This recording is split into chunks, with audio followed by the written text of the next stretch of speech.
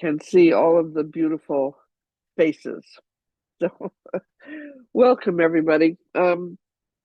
Today, our main topic is going to be aesthetics and the arts. But as I promised last time, Christy's going to start us off by sort of wrapping up um, this idea of traditional ecological knowledge or indigenous wisdom. Um, and I will turn it over to Christy now. Thank you, Kathleen. Yeah, so last week we did touch a little bit on traditional ecological knowledge, and I just wanted to go a little deeper, and then we're going to follow that with a short video. Um, but I want to start with just kind of grounding this in my own personal experience. And so, traditional ecological knowledge or indigenous ways of knowing, for me, and maybe for you, is not really something that's abstract, and it's something that's really been a part of my lived reality. And just to kind of give you a little bit of background, after completing the teacher training program with Kathleen several years ago, I had created my capstone project was to build or to develop and create a yoga and educational community center in my community in Lahaina, Maui, Hawaii. And the project was really aimed at integrating neo-humanist philosophy with Hawaiian culture.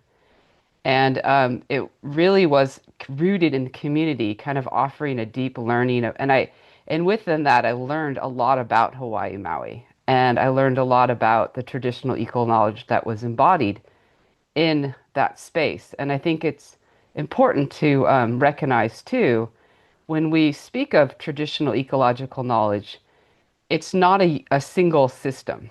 It's not, it's not uniformed. It's inherently place-based. And it's shaped by long-term intergenerational relationships between community and the Pacific landscapes, the waters, the winds, and the species that sustain them. And every place has its own teachings, and every community has its own ways. And I never was able to complete that project. I shared I think one of the past classes.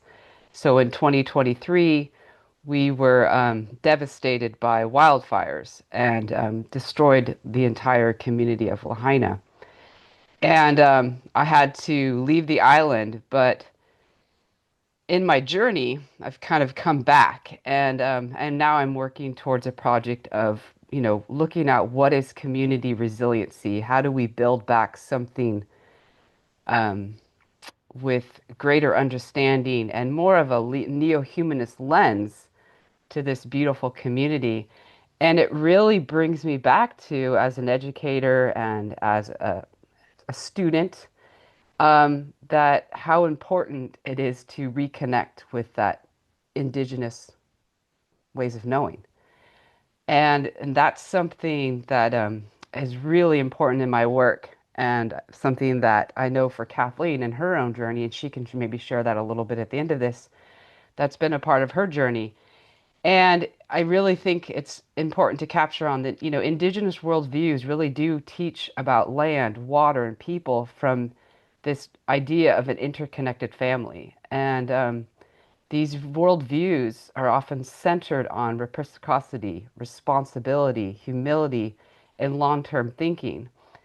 And as somebody, as a non-native to the land of Maui, of Lahaina, I think it's even, been really an experience for me to dive deeper and to take a greater opportunity to listen and to walk with, with humility. And it's really reshaped how I think and how I learn and how I see, what I want to embody and how I think we should be, how what we should share with our future generations.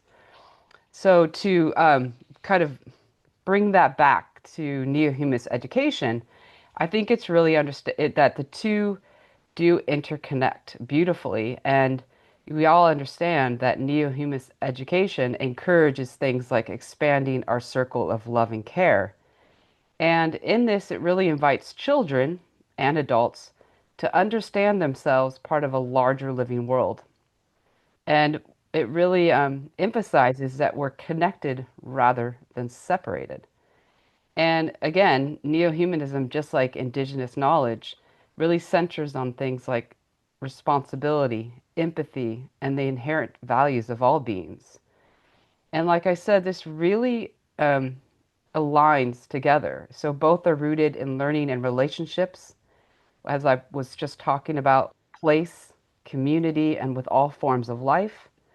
Both honor local cultures, ecosystems, and histories as sources of wisdom, and both treat knowledge as ethical, lived, and relational, not only intellectual. And I think this alignment really sets the stage for reframing how we think, teach, and approach the world. And I think the video that you're going to watch will really kind of um, encompass that for you. And it's a very powerful, short video. And I'm going to try to load it up. I was having a little trouble sharing it yesterday. Yeah. I'll say something about it while Y- you're trying to get Yes, it on. please. This is a friend of mine, Four Arrows, who's a curriculum theorist and lovely, lovely man who writes prolifically about indigenous wisdom. Um, gave this talk at the close of a United Nations session, and it's only a 3 minute talk, so it's very short. Um, Wait, The earth is let me get the full view. Entire screen. Are you seeing the entire screen? No, I'm No, seeing there. the gallery. Okay, let me try this again. I don't know Maybe why. I need to stop sharing. I That stopped might be the. sharing, but okay, let But me. did I stop sharing? I kicked you out. Oh, okay, Let me try this again. How about now? that's good. Okay, I don't know why it makes me do it 2 times. Okay, here we go. Let me push the play button and wait, are you getting sound? Yes. Okay. the earth is suffering. Climate change, pollution, and pandemics are some of the consequences of human-created assaults on our world. According to the United Nations Biodiversity Report, 1 million more species face imminent extinction, including us. We must live on Earth differently, if not for ourselves, for future generations. 80% of global biodiversity now exists on only 20% of the Earth. It is no coincidence that this small amount of land is mostly managed by indigenous cultures. According to 450 multidisciplinary scientists, extinction rates have been less severe or avoided entirely in these areas held by indigenous people.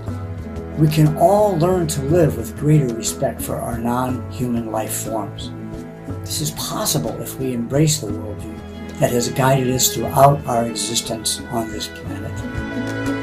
In contrast to the dominant worldview, the indigenous one truly emphasizes our relationship to the land, the environment, and all its interconnected inhabitants.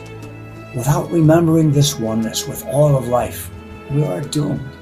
Regional and global scenarios currently lack explicit considerations of the indigenous worldview. It is also important that we do our best to protect and support the remaining indigenous cultures. They are fighting against all odds to protect the last of Earth's biodiversity. And while doing this, we can all re-embrace the worldview indigenous peoples share. We can come to understand that human relationship with nature is a continuous two-way dialogue, that natural resources are better thought of as relatives and teachers. Gratitude is essential. The universe is constantly in flux. Time is circular. Respect for diversity, equality, and justice is crucial. Spirit is in all things, and that human knowledge must be joined by a fearless trust in the unknowable mysteries of nature. Let us remember who we really are and reestablish our intended way of being with respect, generosity, gratitude, and of course, the happiness that comes from this. Mitakuye Oyasi, we are all related.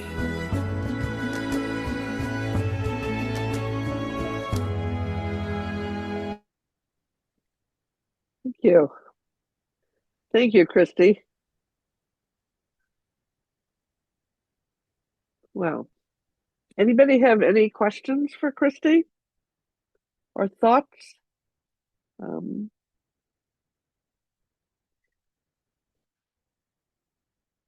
okay.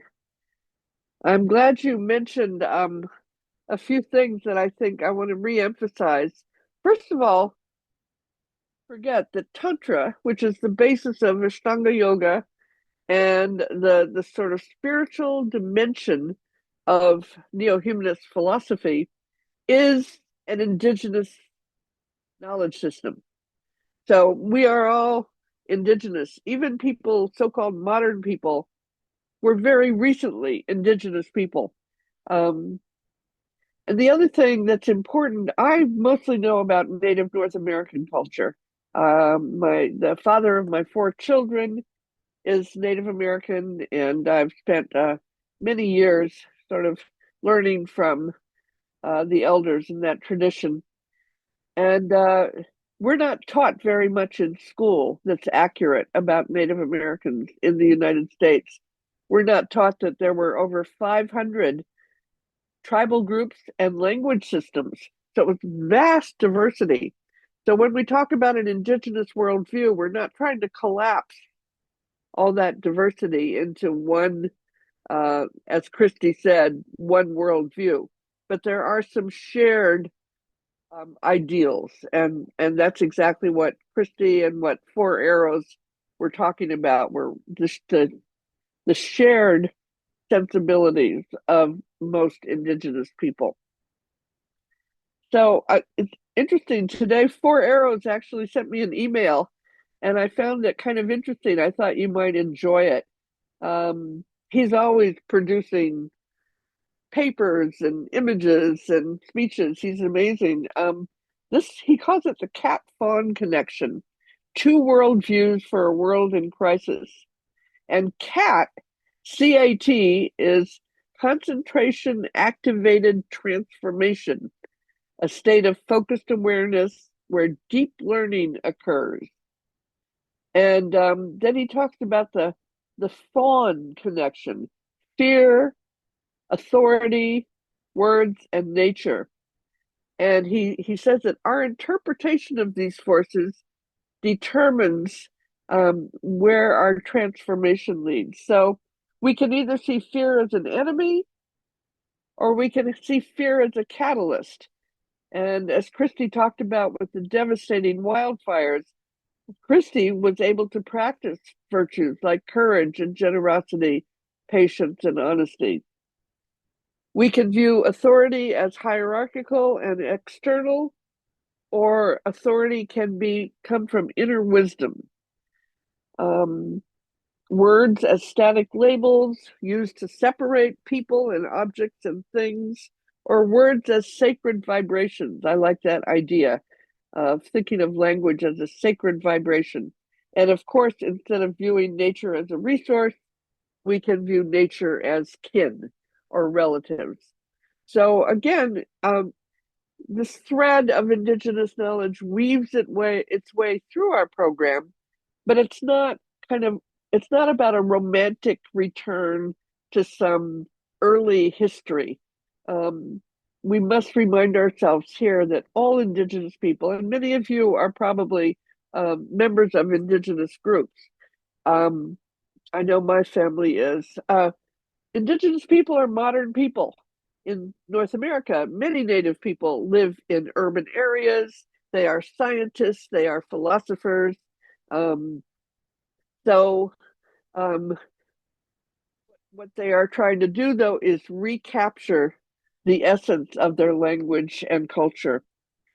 I'll leave you with one fascinating fact that I only learned recently, and that is of the 7,500 medicinal plants that are known to people that have not been studied yet, but that are medicinal plants.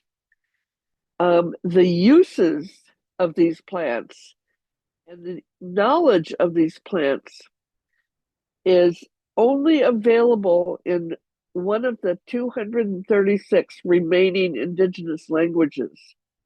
So when language goes extinct, important knowledge for our future goes extinct. So over the years, as I've wondered about Sarkar's emphasis on local culture and local knowledge, it's not just a sentimental, let's be nice to everybody. It really is about the wisdom and the information that resides in local culture and local knowledge. So that I thought that was an interesting thing to think about. All right. Are we ready to go on, or does anybody have a comment or a question that they'd like to add? Don't be afraid to speak up. Christy, let me know if you see any hands.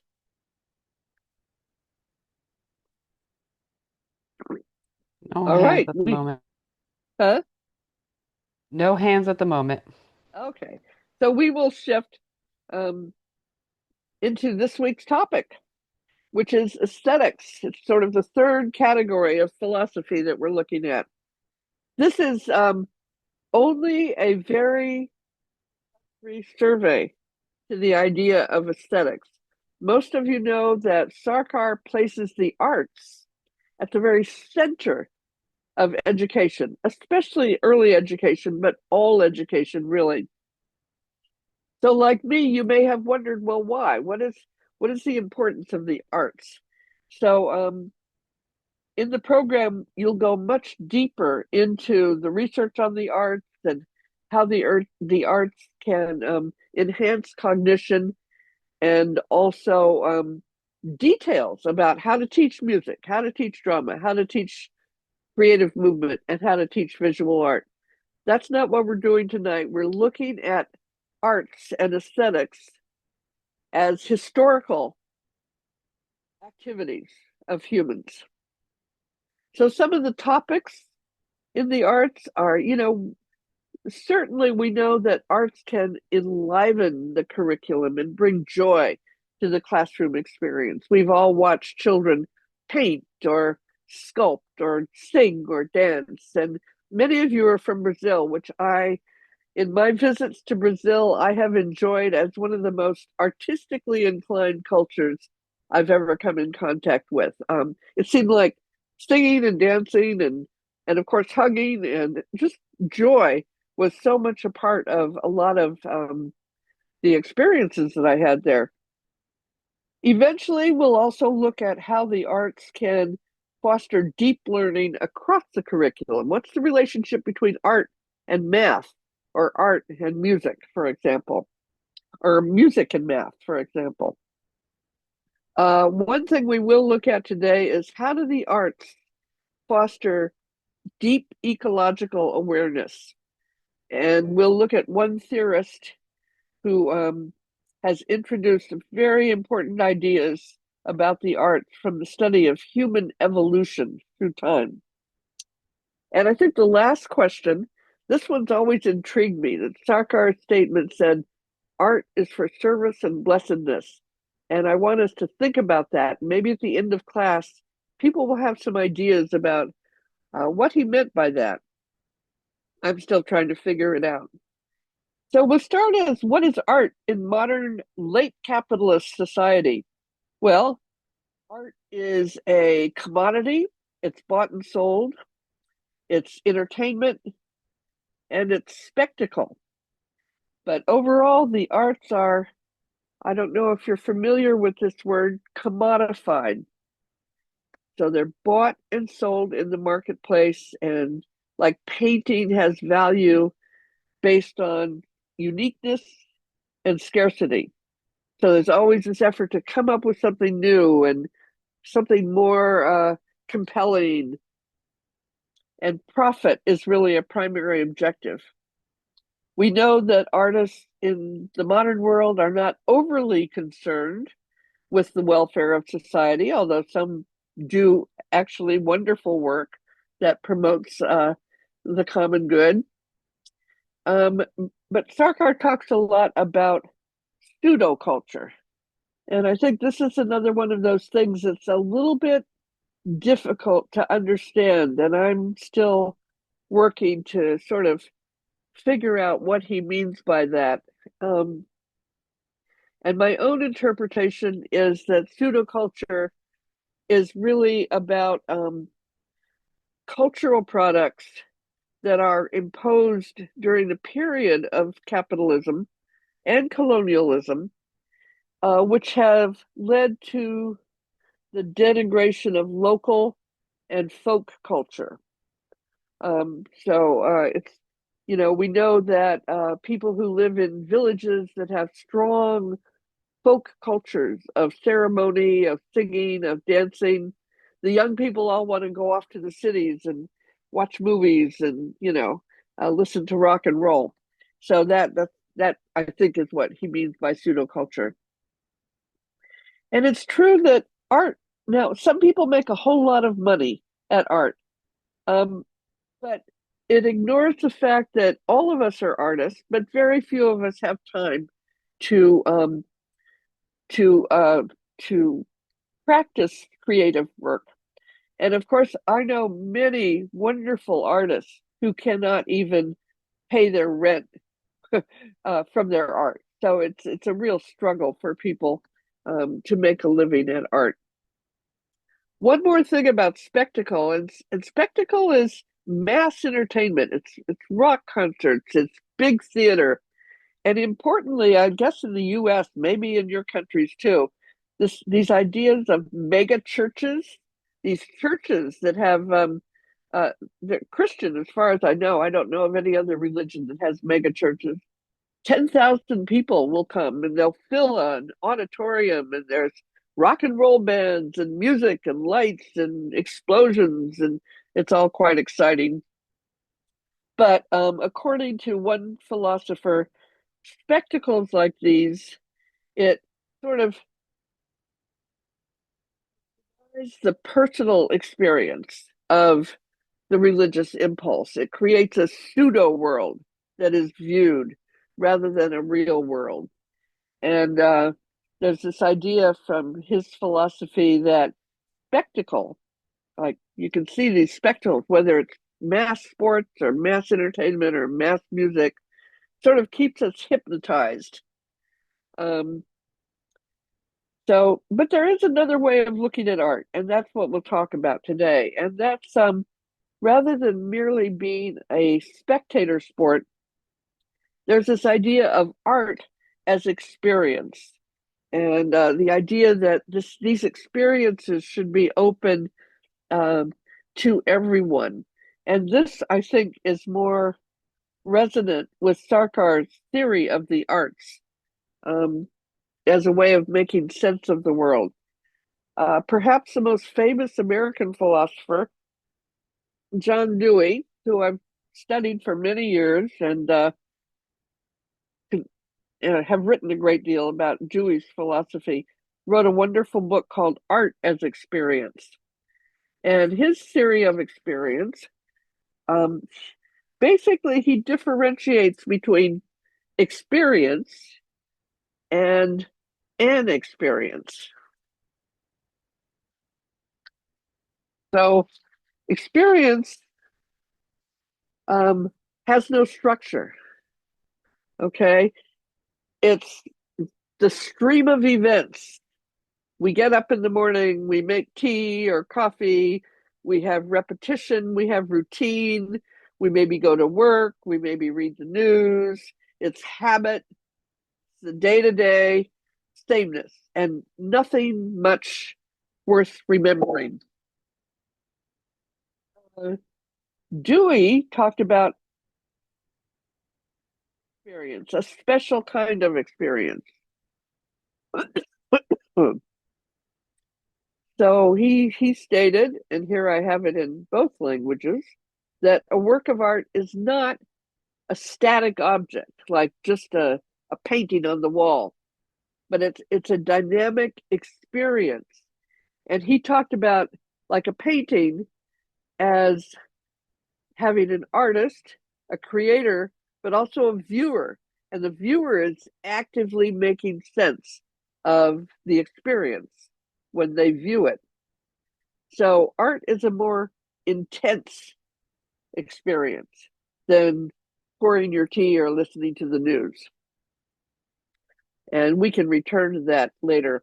But there's another theorist that I depend on a lot, Ellen Dissanayake from Sri Lanka.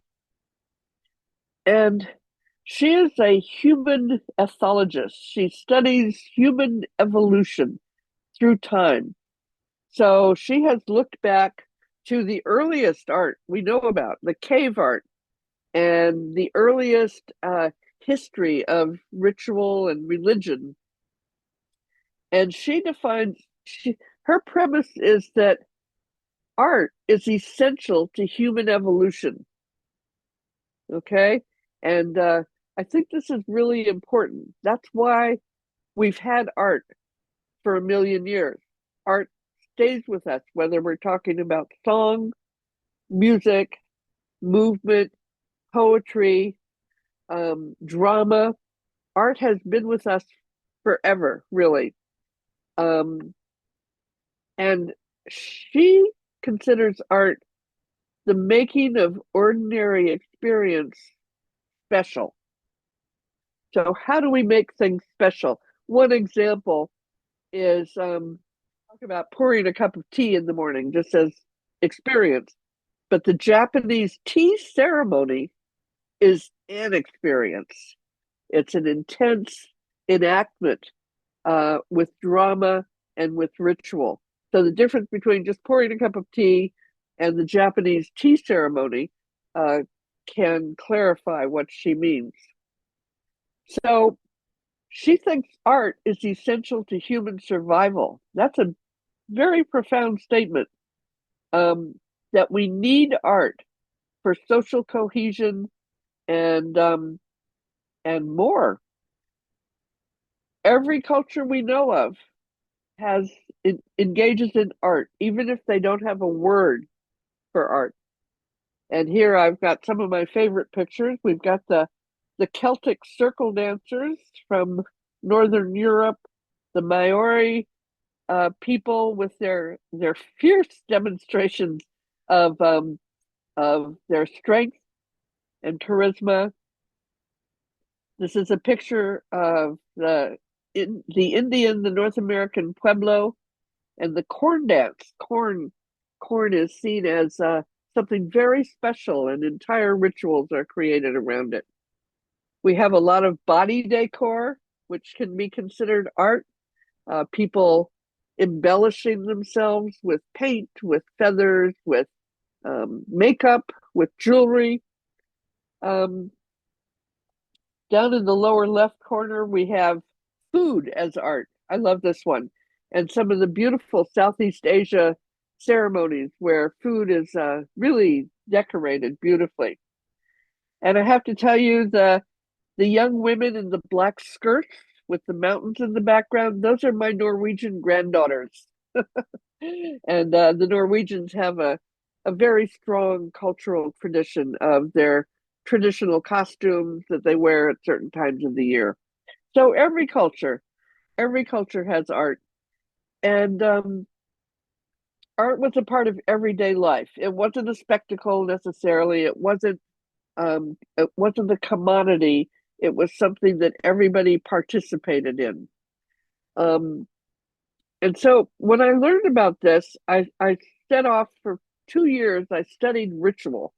What is it about ritual and ceremony that that has been so essential to human social development? And how could we bring these ideas into neo-humanist education?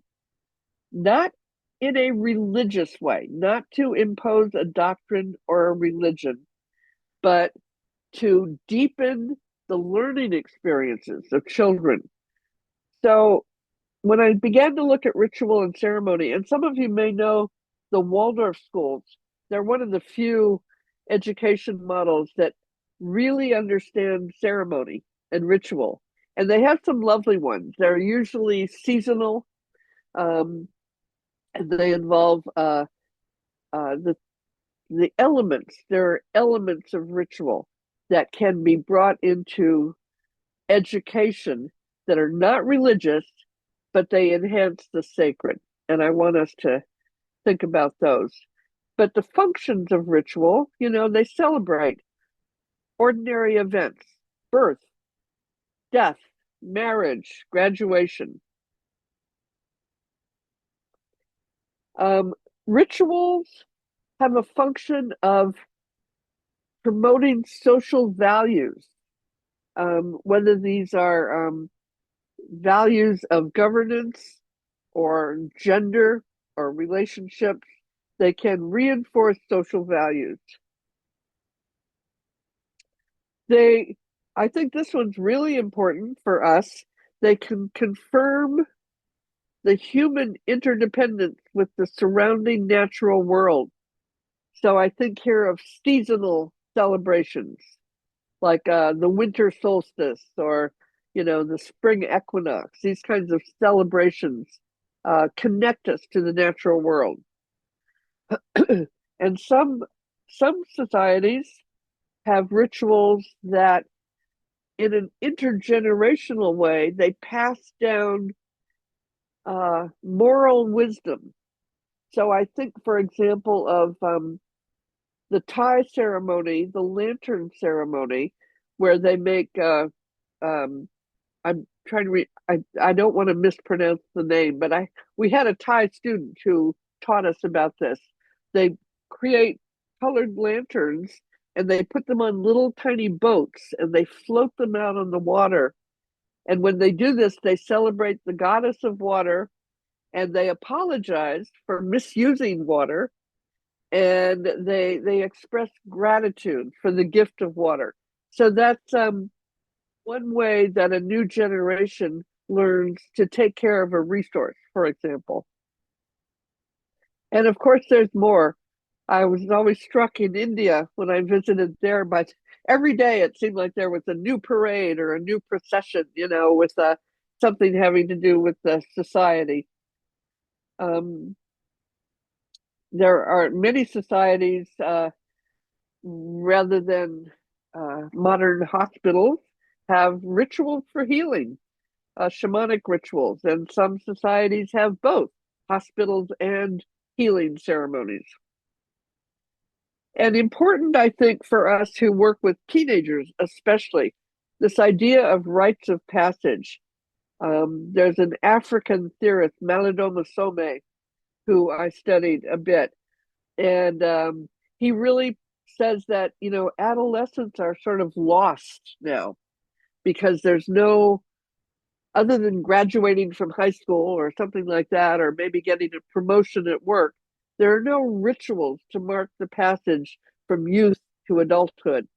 And I had one friend in Los Angeles who she's died now, but years ago, she created the idea of rites of passage in US schools so that seniors in high school, for example, were going out for a week-long trip in the wilderness and doing meditation and vision quests and emotional connections, things like that. So I think there's a recognition that we need to figure out a way to help, especially young people, transition from youth to adulthood.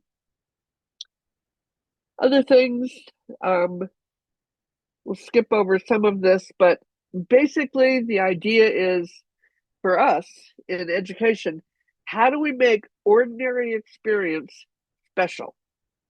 And Dissanaya tells us, the theorist I talked about, tells us why this is important. We all know that neo-humanist education has a spiritual dimension. We are teaching science and math and social studies and everything else, but at the heart of it is, how do we foster spiritual experience or help young people on the road to being able to have transcendent experiences? And her theory, which I think is vitally important, is that because ritual or ceremony brings together certain elements of music, of drumming, of singing, of movement, of drama, of poetry. It integrates the arts in ways that provoke transcendent emotional states. So they evoke feelings of happiness, of bliss, of joy. So that's the point I want us to remember. This is one reason for bringing uh, sacred ceremony, not religious, but sacred ceremony into the educational process.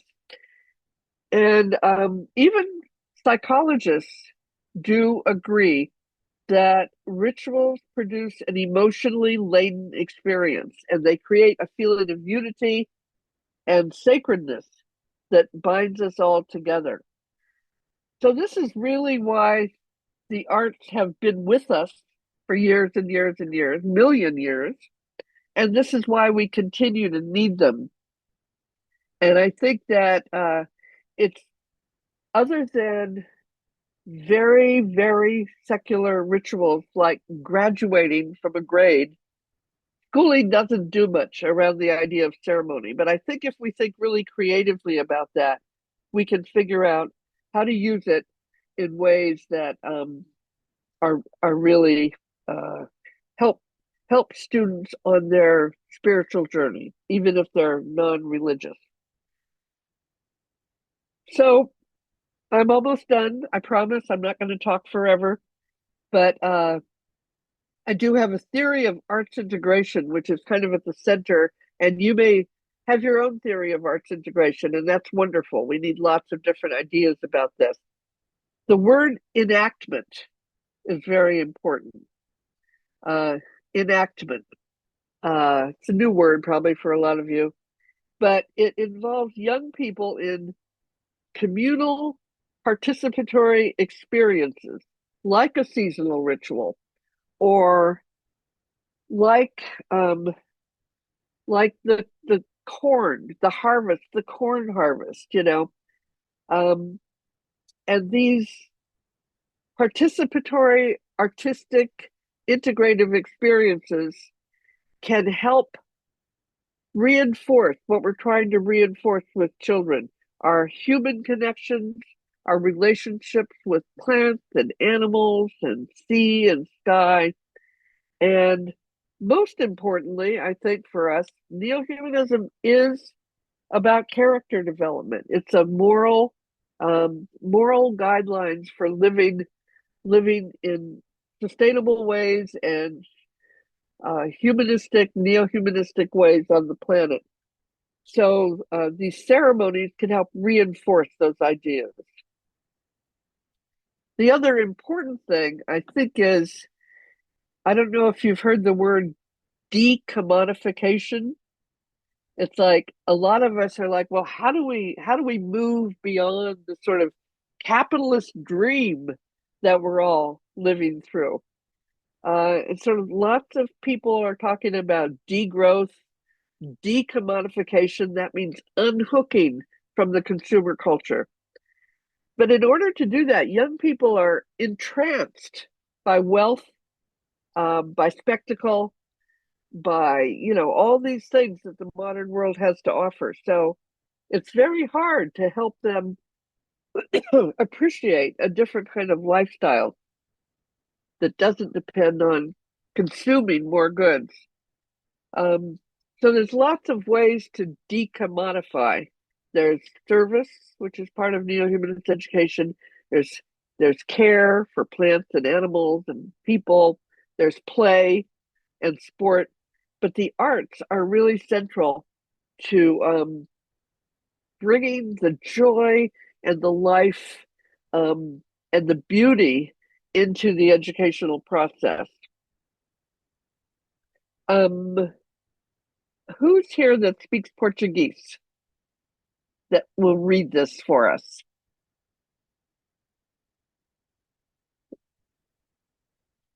Sandra, do you speak Portuguese? I can do that. Okay, Ari, great, thanks.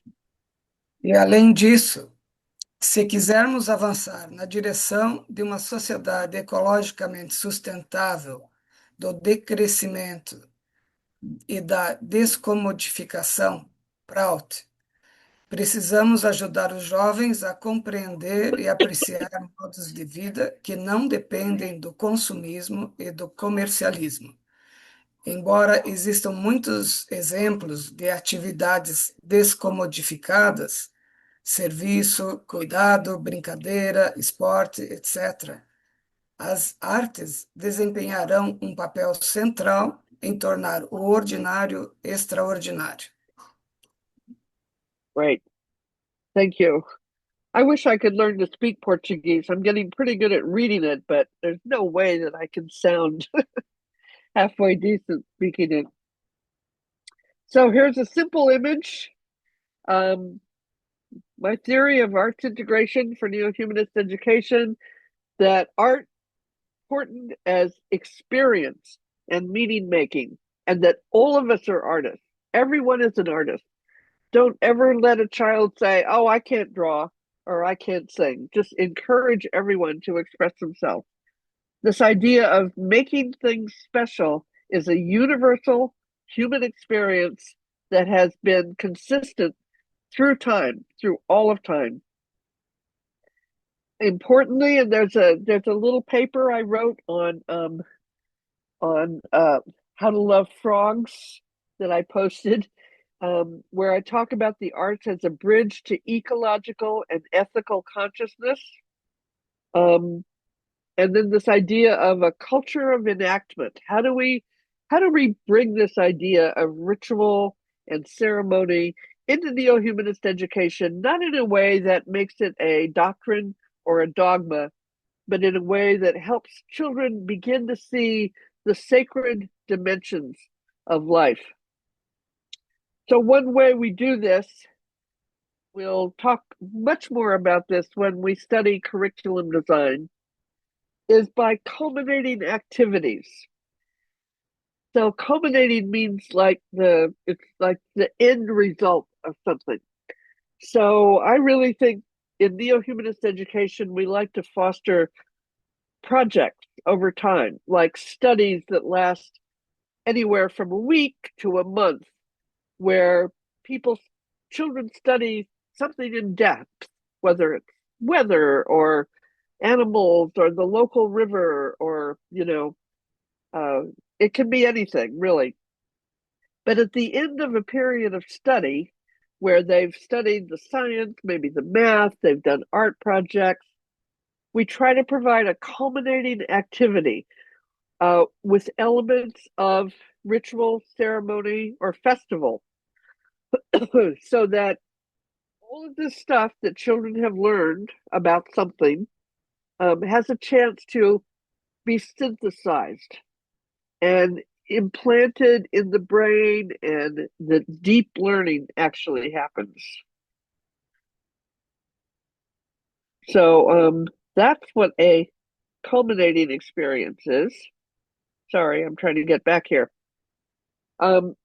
Remember, it's at the end of a curriculum unit. You can take any topic you want.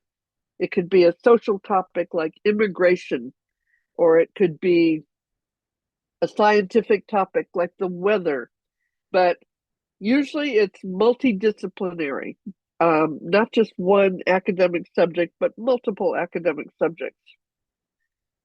So as you think about this, we're going to do a little bit of group work today, just some brainstorming group work, where you'll sort of have an opportunity to think about what would be a good culminating ceremony. And it could be anything. It could be a drama, it could be a ceremony, it could be a mural. There's lots of different forms a culminating activity could take.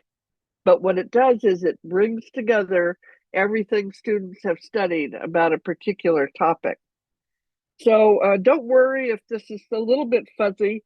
We'll do a lot more with it through the program, but I wanted to give you a chance today to sort of take some of this information, and in language specific groups with hopefully a translator in each group, you will think about an enactment or a culminating activity. You'll need to think about a topic first. Maybe the topic's climate change or the extinction of the frogs in your local pond, or um, immigrants in your community. It could be any topic you want, but come up with a final project for the whole class, sometimes the whole school, that either celebrates a festival, a ritual, a ceremony, or a major learning project. So you'll need to think about, are these sort of teenagers? Are they young children, first grade, second grade, whatever? Can be anything. But think about also, and Christy will talk more about ethics next week, but how do you infuse morality and ethics into this activity? So, one thing you might want to think about are, what are some of the things children need to learn? What are some of the skills? What's some of the knowledge that need to precede the culminating activity? So, if the activity is a mural, for example, they'll need to do some research on the components of the mural. They'll need to learn about paint. There's skills that lead up to it. So if you have time, um, think about some of that as well. Any questions? And Christy will put that task in the chat. Yep, I already did. And I wanted to, there's a few comments in the chat. So Amanda Ah, wrote, I also celebrated in a creative, wonderful way my divorce. We filmed it the same video cassette of our marriage recording.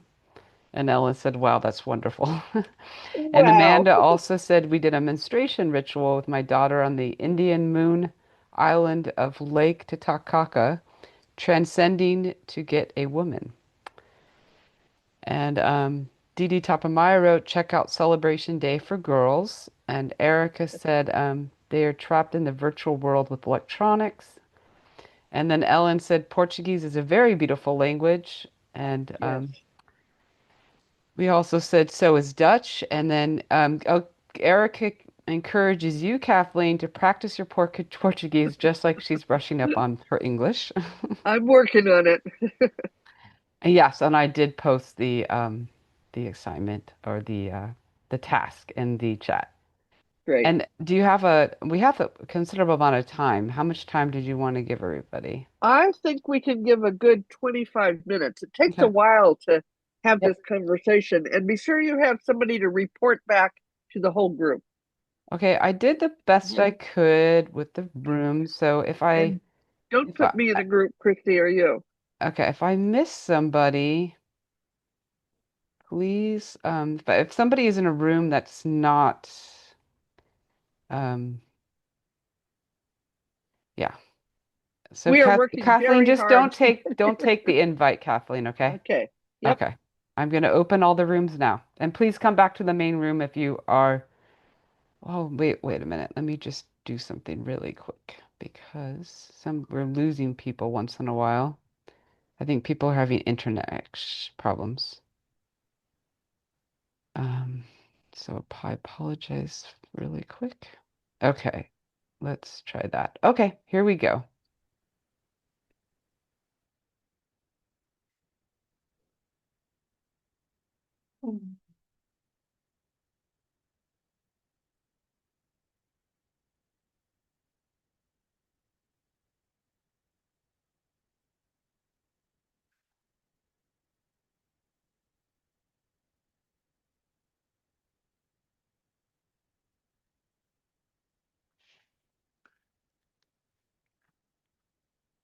Namaskar, Krishna Prema. Namaskar. Namaskar. Um, I saw that you said that you're managing, but I just wanted to check in. And if you need, I can hop in and cover the rest of the class. Just let me know how the flow I is. think I'm I think okay. I'm okay. I think I we're think we're okay. okay. Okay. All right. Well, I am very sorry. I want to give my apologies to Kathleen. It's just somehow that dropped through the cracks with Scott gone. I just haven't quite figured out how to cover everything that he was doing. So, um, but I appreciate you hopping in and managing for this. No Okay. No problem. problem. I'll hop back off. Thank you. Namaskar. Thank you. Thank you. Um, some people, Dada Gutamandananda, where are you? Let me assign you to a room. Hmm. Do you need me in the room? Yeah, Hello, Dada. Let me assign data real quick. Let's go to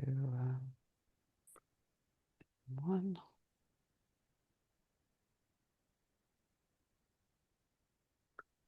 I thought I had Roman. I thought I just signed you a Mhm. room, so you should. There we go. And Roman can go to the same room. Yeah, that room's already got four, but I can Ah, do. Yeah. okay. Um, I'll just. Do do you need me in any of the rooms? Didi. Oh, Tapamaya. Hi. Yeah, yeah, because I accidentally logged out and I didn't have time to. I logged in and I didn't have time to change my name, rename. Yes, So we'll yes, put it's you in a Yeah, we'll I'll put put you you in in a a room room. right great. now. Thank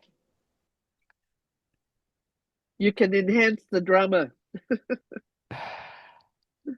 Okay. Did you You see? did it. You missed Rishi, right? He came in for a moment. I didn't see him. He came to apologize. I told him at this point we have it covered. Great. Um, but yeah, he came to Christy, apologize, and he said you're amazing.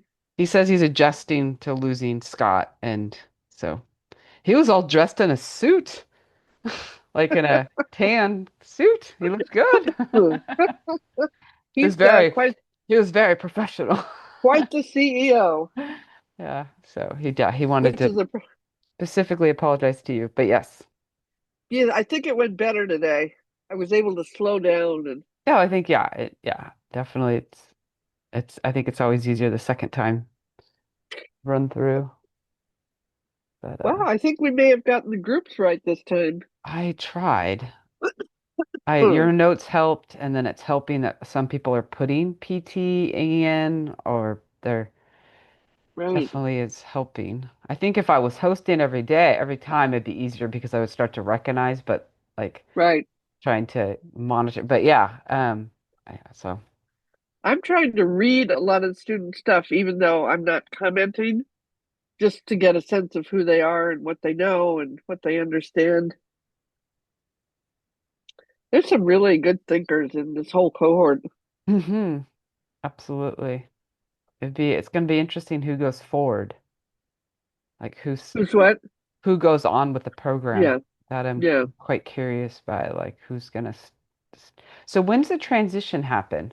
When are like the preliminary or like the I maybe call them survey courses over with? Right.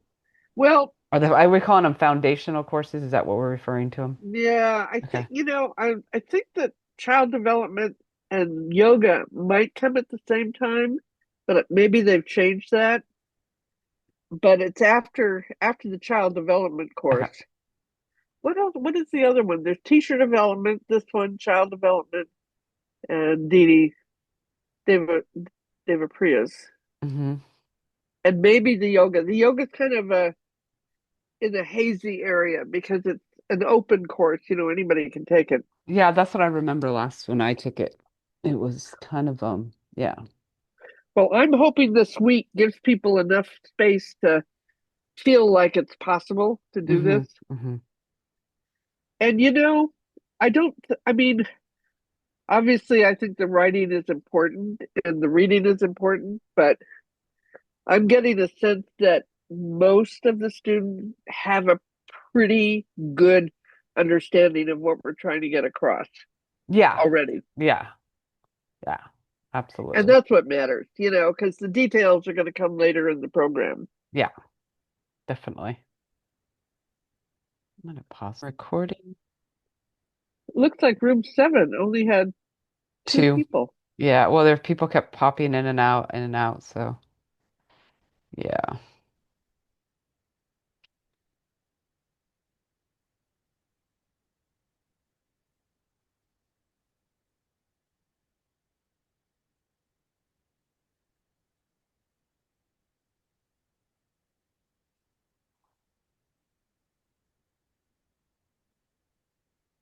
All right, welcome back, everyone. I hope you had a good discussion. So now we're going to take an opportunity to do a little bit of sharing. So we do have several groups, and we want to give you guys ample time to share. So maybe about 3 or 4 minutes. If somebody from each group has a representative that can share back with what you guys talked about. And So can you pin them, Christy? I'm not sure how to do I that. can, yes. Okay. So room one, we had Gustavo and Fabiola. We had Ruth and Dada Gutamanda and Roman. And if And I missed, myself, Didyananda Shuda. thank you. Yeah. And I think for our group, Ruth is giving the summary. Perfect. Hi everyone, good evening. So for my group, we were in group one. Gustavo and Fabiola went first. They mentioned that they were in, I think, northern Mexico. Who's I, I, who's I think, speaking? Are they pinned? She doesn't have her camera on, so I don't. Oh, please turn your camera on if you're reporting. sorry, I'm in a different area of my work office, so I can't turn on like my video right now. Is this Ruth? If yes, Yeah. yes. Okay. Yeah. Okay. So they shared that they live in a city close to the beach, and one of the problems they are encountering is plastic waste in the waters and how that affects the land and sea animals who eat them and die a lot of the times or get poisoned by them. And so one activity they can do is leading the children in some sort of a cleanup, as well as showing them how to create with wood and other natural resources some of the things that people are likely to use and leave on the beach. Then Rasa Suda shared with us that she is having a bit of an exchange program with some children in Italy. And the children in her class, they're about the same age range.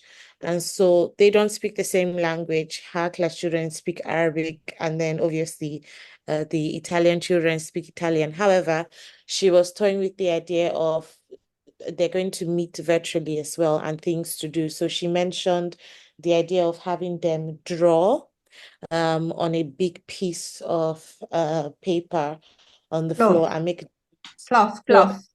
on the floor and make drawings for each other so that they can sort of like a mural. And later on, she also mentioned maybe making songs for one another. So short, catchy songs for one another that they can teach other people, and also learning each other's names so that, they can pronounce them well and, they can interact on that front. And then Dada Guatananda mentioned that he's more in administration with the school in South Africa, and how so he's not directly with teaching children. However, Brahmachari, I think that's the name, I may have botched it, mentioned that he's also in that same school as well. And, most of the problems the children are having is with extreme poverty and lack and hunger because they've been devastated. And they mentioned that they've been attacked by the cartels. The population of the school had moved from 1,000 plus to, I think, less than 100 at some point, or currently even. And so the focus is in trying to engage the children in activities that remove them from being vulnerable to being recruited by these cartels or getting into these sort of cultures, right? And he said there was another dada that taught the children football, martial arts and things like that. Gustavo and Fabiola also added that more recently when they were building, there had been a big party with a lot of glass waste, and they had gathered over, I think, 1,000 bottles or more, and had used the glass that they had gathered with the children to construct a part of their school. So I think they mixed with some mud or something and used it in the construction of their school. And so in recycling and reusing and being able to teach children about farming and sort of like subsistence farming, where you don't need to always go to the supermarket to buy things, and those things now come with plastic waste that also is now destroying the environment, whereas you can also do some of these things and have them easily available at home. I shared about the Nigerian educational system that bad as it may be in some places, has a few things that every child, almost every child I can think about, no matter how rural the school is, would have done, such as like assignments to like make a plant, like create plant something, usually like beans or corn or something from seedling to not full maturity, but yeah, we usually all had those assignments across all schools. How we had song, poem, and dance presentations for as part of curriculum, as part of preparation for open days, end of year or end of term activities as well, and poem writing and arts and crafts, painting, sculptures, whether it be mud and clay or Play-Doh, whatever it may be. And so these are parts of especially nursery primary education with children. And so I said, obviously, with this, the artistic or adding moral and ethics could be, say, we wanted to do a painting or a sculpture of a popular historic figure. We could pick someone where there's an ethical dilemma in their story, and or they had done something that we wanted to teach the children about the morality or the principles with regards to what they did, and attach the story to the art creation or installation for them. So it adds a bit more depth and meaning to what they're doing, or creates more consciousness with plants being not just useful for sustenance, but also because even non-fruit or food producing plants are important for detoxifying our environment, oxygen, ecosystem balance, and general worldwide environmental sustainability. Why I think there's a level of consciousness with children here. I think adults even need that education in Nigeria more than children. So I also mentioned when Asasuda was asking for maybe some input, some other things that the children in her school could do, that where I work, we have quite a few offices across the world. And that one of the things that happened when the new location was being built was that other offices around Africa sent us their traditional cloth with some paintings and some things on it, some of them, some plain, and they were used as art installations in the office. And so that would also be a good idea for children. And so I think that is a summary of what we discussed in my group. Thank you. Fantastic. Thank you, Ruth. A lot of very dynamic discussion. Really appreciate. And it's interesting the theme of martial arts came up again. We talked a lot about that last night. Room 2, we had Didi Kamalika, Diane, and Soma. Okay, namaskar. So I was learning with Soma and Diane about their projects in some school in São Paulo, Brazil. The school name, let me see, is a Neohumanistic school, is Ananda Marga Universo Infantil. And they were created in some months ago, in the next month, some weeks ago, actually, some project about the presentation to children about some folklore. I don't know, let me see in English how to say this is, folklore about some northern state, Pará, because in Pará, it has the COP30 this year, some weeks ago. And they prepared some presentation, but before the presentation, the end activity, they talk with, they develop some storytelling with children. The children they have 3 and 4 years old, and so storytelling. What more? They create in a collective way some puppets and the ox with children and teachers to tell about this folklore that call Boi Bumba. The history is a little bit tragic, but Diane said that they create a very lovely way to tell about. And about this history and all these activities, no storytelling, the creation of some animals and plants to create the environment of the history. In the last day, they presented all of this, and they dance the dancing, the particular dance of this tradition, and the values that they develop with children about this history. It was ahimsa, ancestral wisdom, appreciation of nature, collective power. Also, they develop some activities utilizing mathematical concepts.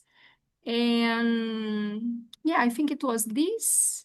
Yeah, and they relate this history because they are developing these activities since beginning of the year about cosmology. And in this last activity of this year, they end. So all these cosmology, the circle of creation, with people and culture, no, because it's the last creation of the Baba's cosmology. So they utilize this cultural folklore of Brazil, of northern of Brazil. It's a part far, no, it's a part of Brazil far from the place of school, but yeah, of course, completely different of São Paulo, from São Paulo. So they utilize this way to teach children and to enjoy with them, to create happy, playful activities with them. And I think it was this. I don't know if it's all of this. Meninas, querem acrescentar mais alguma coisa que eu esqueci? Não sei se puderam. I don't know if you could understand my English, please. If you can. Perfect. Okay. Thank you. Thank you, Didi. Talita is laughing of me. Talita, what happens? Okay, thank you very much. Room 3, we have Amanda, Amaya, and Yulia. Do we have a volunteer from that group?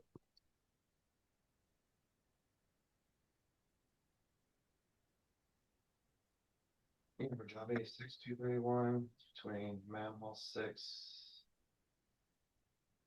and Hall I 5. see Amaya smiling. I know she's smiling. How about it, Amaya? I can, if Oh, nobody, Yulia. Okay. I'm just rushing, sorry.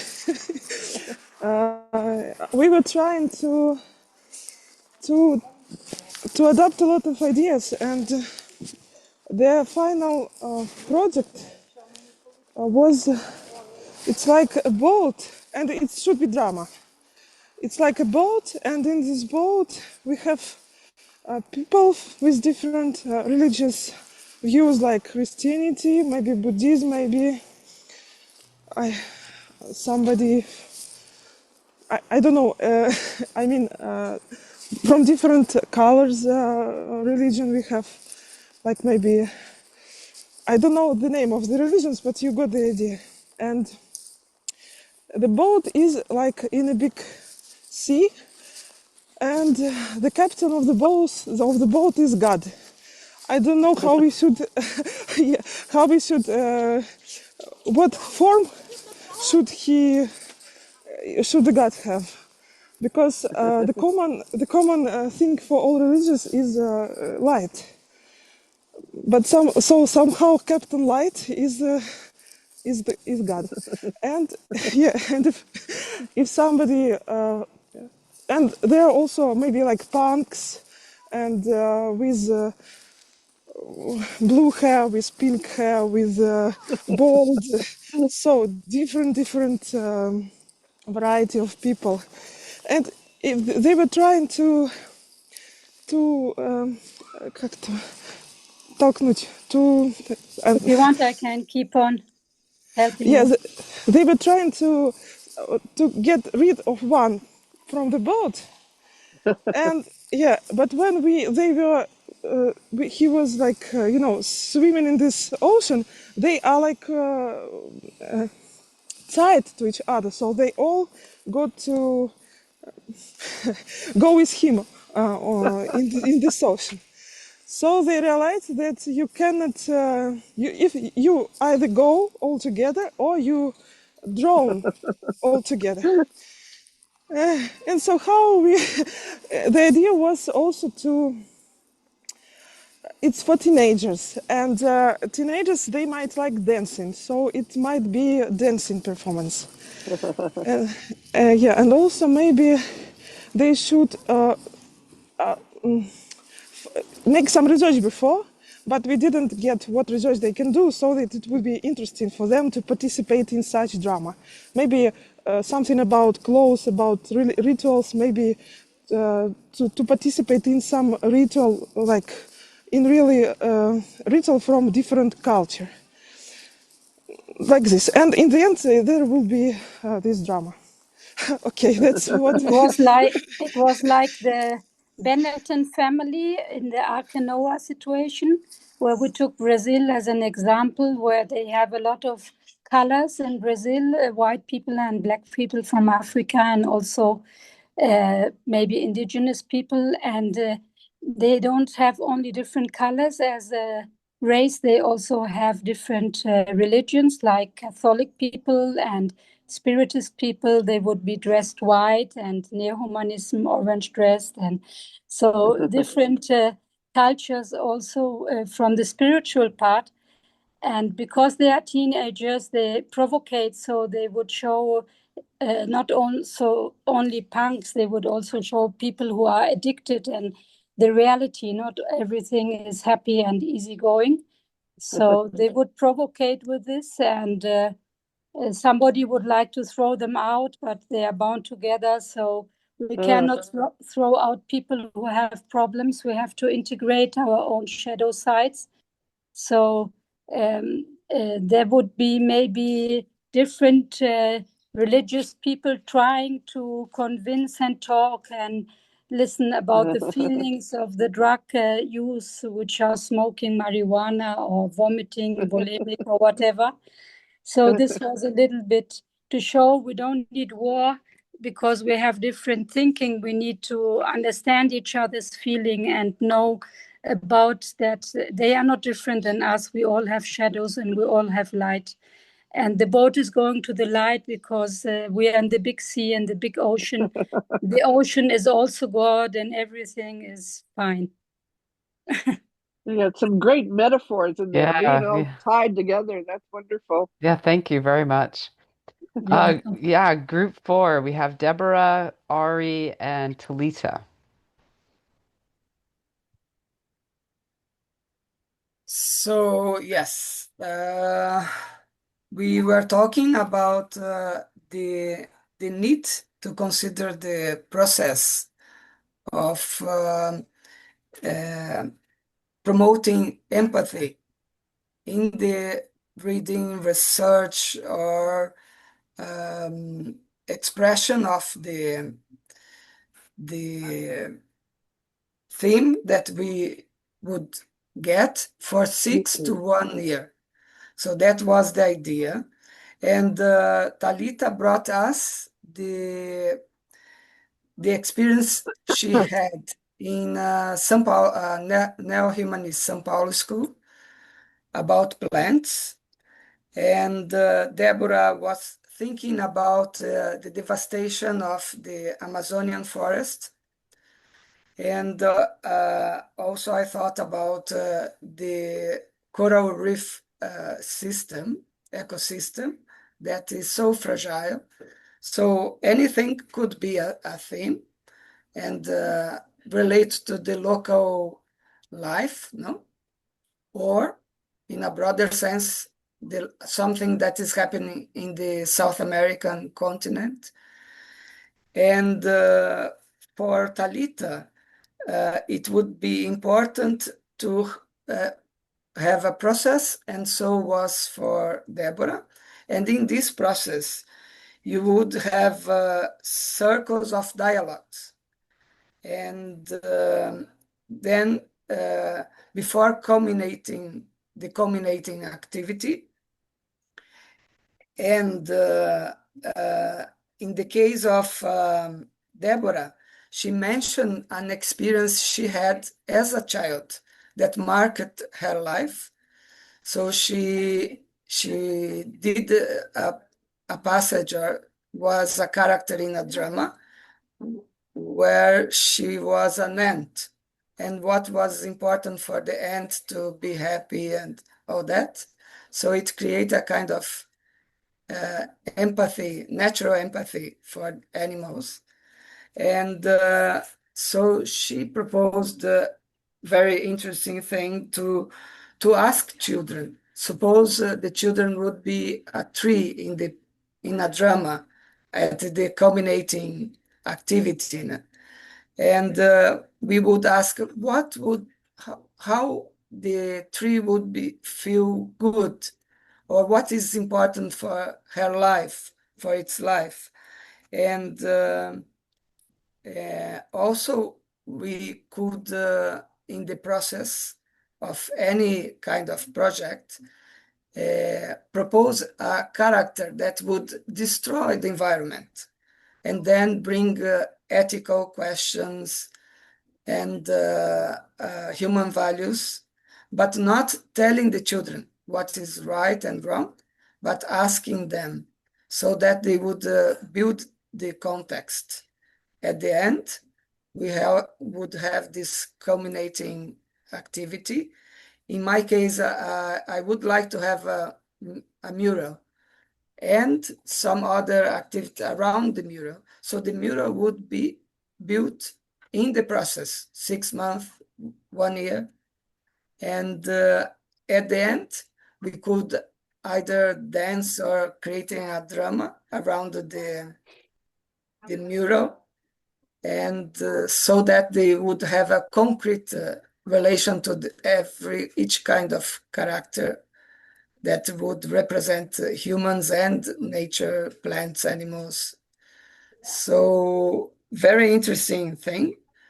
It would take quite a lot of effort and maybe not so easy to implement, but it would be a challenge. Thank you. Thank Ari, you. I have to mention here, there is a unit that we do later in the program on drama. And just to give you a little preview, one of the things I suggest is that instead of having all human characters in the drama, that plants and animals become actual characters in the drama. So I love that idea. I love the idea of the ant, being a character, and there's just so many possibilities for developing this love for all species. It's really a fun way to think about the arts. Yes, thank you. So we have a large group, but I know we had people kind of going in and out of the group. So we have Elena, Francis, Dee Dee, Tapamaya, Aga, Erica, and Iro. So if somebody from that group could be your spokesperson, that would be fantastic. Yes, I can be speaker. So we talked about the animals, about protection of elephants, and guys from Nigeria talked about situation with cats and dogs. For example, about cats. Nigerian movies director produced movies when cats showed as evil, and it's why people now decided that cats is evil and not friends. The same situation with dogs, but not due to movies. People from Nigeria use dogs like security or to help looking for drugs, for example, and people. People usually think that dogs and animals are not friends, and it's a big problem in Nigeria. And we decided that it will be a great idea to show people this problem and how we can fix it using drama, using theater. And for example, children can use costume and to play some role of animals or hunter in situation with elephants, and it will be this type of program. And then Didier Topamaya tell us some interesting stories about why does hippopotamus have its mouth open, and why does the zebra have stripes? And actually it's really so interesting for children before 8, I think. It's all, thank you. So this group was with Elena, Francis, Iro, and then Erika joined, and also Agha joined us. So yeah, just to know, Christy, that you know who we were. Thank you. I appreciate that. That was fantastic, and maybe one day we'll hear more of those stories from Didi Tapamaya. But thank you. Yeah, so our final group, I believe we had a little, like I said, we had some people, some technical things, but what I have in the group is Ellen and Rena. And if there was somebody else in the group, I apologize if I left you out. Erica, were you in the group too? Yes, Christy, I did the work with Dan, with Ellen and Rina, and I was moved in the end, Oh, my in the 20 apologies. seconds Yeah, end to the there six. was people kind But of going in and out, technical things, so I no, apologize for but that, but was okay because then I listened this whole story. It was fantastic too. fantastic. And in our group, when we start, we came from different places, and we try to think what we could do that could be applied to every place, to everywhere. And we start with some ideas about the moon, the season, and the fruits, what could put people together, not only to do something together, but that they feel that I needed the other to construct something. And then we decided to, okay, so we are going to work with age. And what's something that touched me a lot was when Kathleen talked about the teenagers, and is the age that I work here in school. And I feel that, of course, it's an age that people need a connection with the world. They needed the group to know themselves, to know something about the world. But in these days, I feel that they lost completely the connection with the family. They say, okay, my family is not important anymore, and they get lost themselves with this per group, which is the others and the world. And we decided, so we are going to rescue this sense of community and how the family could participate, how I can be to the world and participate in the world, but maintain the values of my family, maintain the love with my family, not only saying that my parents, they are old, they don't participate in the world, and sometimes they lost themselves and go to this wrong ways, that you can say like that. So we think about they could get a team, and this team could be, for example, a fruit of one season. So could be in winter or in summer, every place. I did the example of coconut here in Brazil. So, and we joke that could be apple or potatoes. I talked apple and potatoes because Ellen is from Netherlands. So could be everything. And they could think about that thing from that season, all things that involves that. For example, coconut. We use the fiber, the water, the meat, we call the coconut meat, that the fruit, and the leaves from the palm tree. So what is involved in that coconut that grows in that season? the economy, the social part, all the foods that could be made with that, the clothes, what we could use, the leaves, the fibers, the water. So they could, which group or which three teenagers could think about one of these, all these things that is related to one thing, coconut. That could be everything in every place.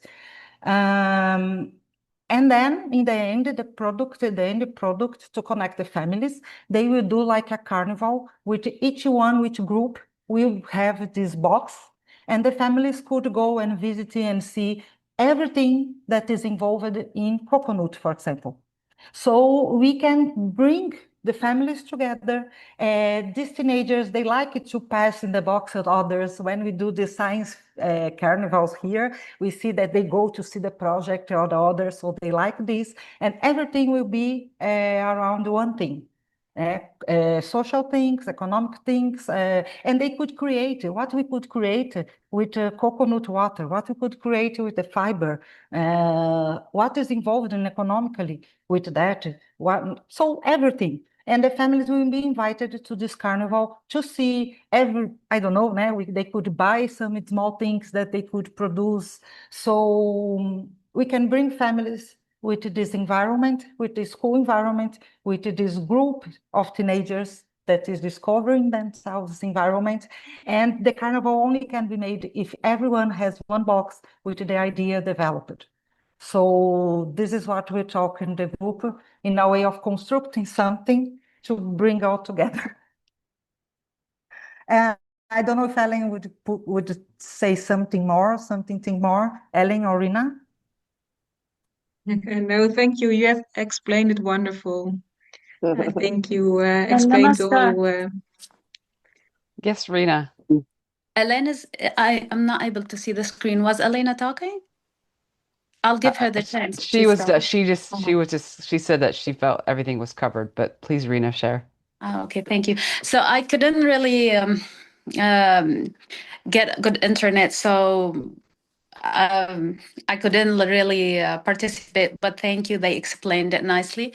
But I have an idea also, is just like something to add. Maybe we can also work on not only creating a new pattern, but also like restoring the culture, the local culture in many places. Like, for instance, I came to US and I start to see that the local culture getting invaded by the commercial kind of aspect. Like, say, for instance, we have that kind of county fair, for instance, where people bring their goodies and things and they sell it. But beside that, and that is a good opportunity for kids, for instance, to see the old crafts, the old culture, then they put all kind of junk and they sell all kind of candy and sugar, and then they bring this kind of, I'm not criticizing, don't get me American people, like, I'm just saying something as a foreigner, like I absorbed. So I would really appreciate if the locals start standing up for themselves. Like, this happened only once, like a year, for 3-4 days. So we better limit it only for local product, only for local food, so kids also can relate a little bit. So also, like, when we give the space and like somehow, make a space for our original kind of culture instead of, and that's maybe like Catherine just mentioned about how the pseudo culture is just like imposing right now in our life. So I think we can work on both ways, so just that's it. Thank you, That's Rena. great. Yeah. Sure. I couldn't agree more. Yep. That's wonderful. So is that everybody, Christy? That is everyone. Wow, good. Well, and we're almost on time here. Got a few Yes. little housekeeping details to take care of.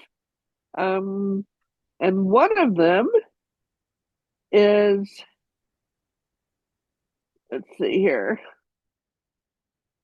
Oops, slideshow, current slide. Okay.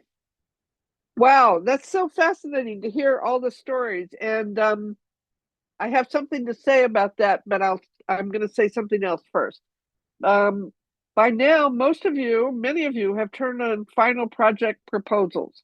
And this is great.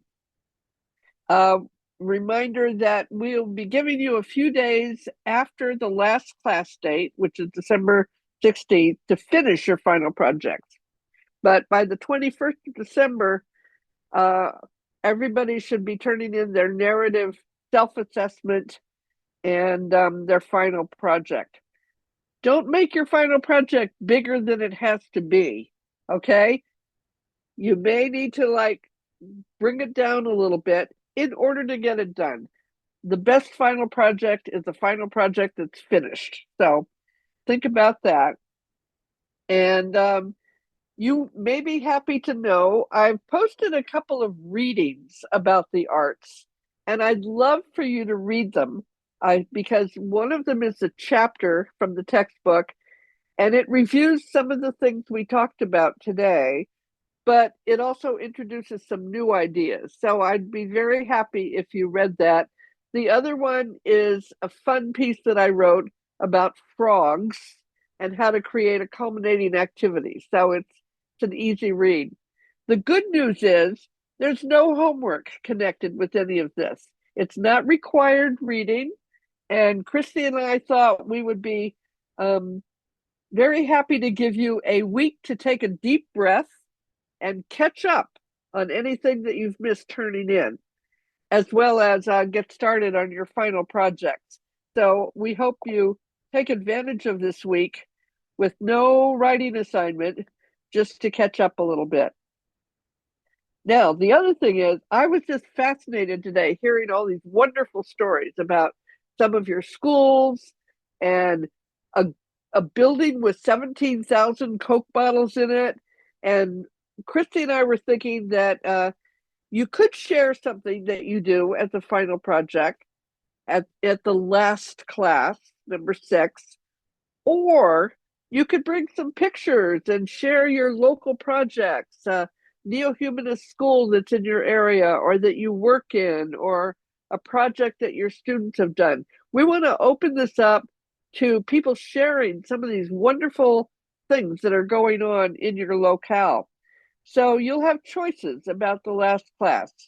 Like I said, some of you are doing something that would be easily shared, like an art project or a video, and that's great. Or if you have a set of slides you want to share, but you don't have to share your final project. You can share just something wonderful that is going on in your locale. And I think tonight we got a bit of a taste of all the possibilities of that. I want to see some pictures of that glass building for one thing. So you can tell us your whole story about how you built that school, and that would be a wonderful closing presentation. So anybody have any questions about next week? Again, try to get caught up. If you're missing some assignments, we will look forward to reading them this week and sending you kind of a midterm memo about how you're doing in class in terms of turning things in. And get started on your final projects. Questions, thoughts? We have 3 minutes for some concluding statements from you. Anything you learned today that was new or interesting or gave you some ideas?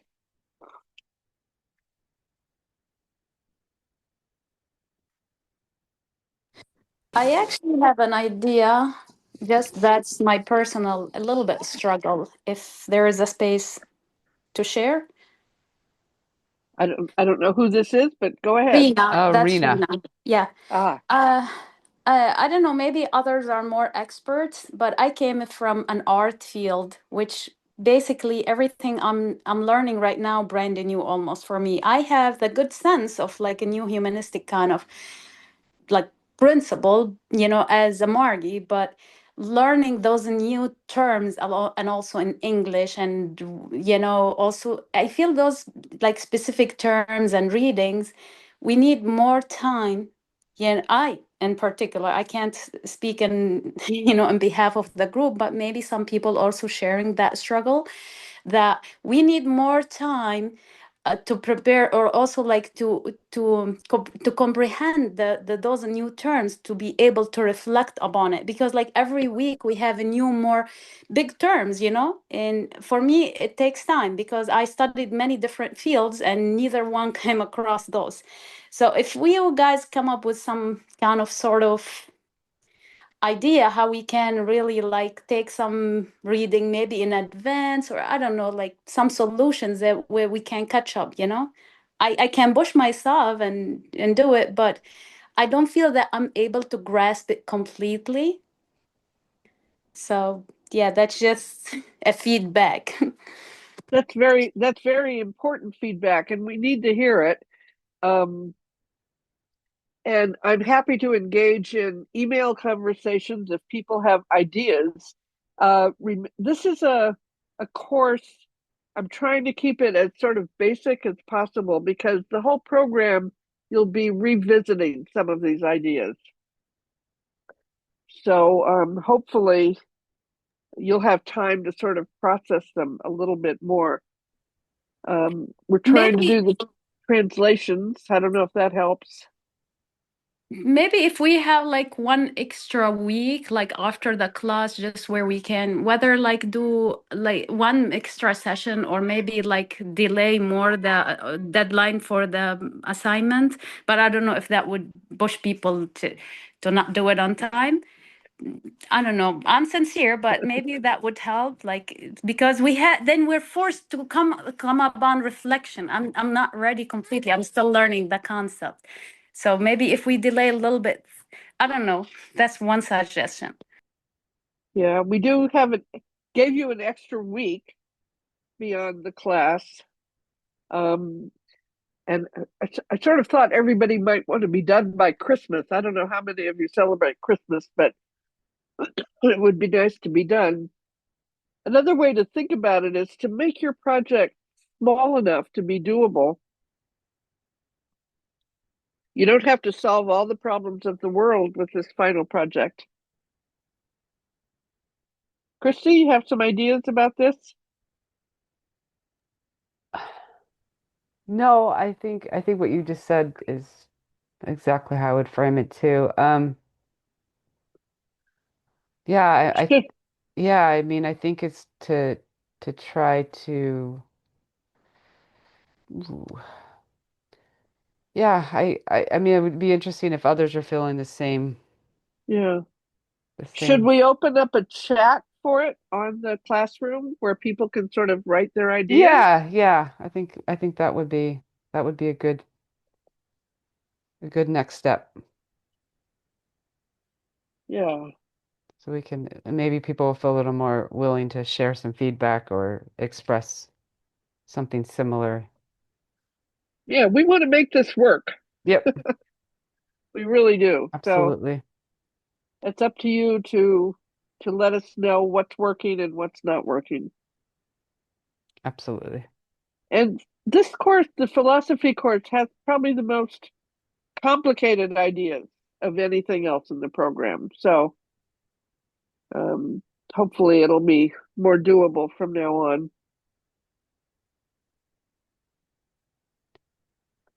Anyone else? We have. Oi. I just wanted to thank you for very interesting lectures. And I have some insights, but I forgot what. I think later I remember. It was really interesting, and thank you for sharing modern thinkers, like people who also think in a humanistic way from science world. It's really useful. Thank you. Good. Thank you, Yulia.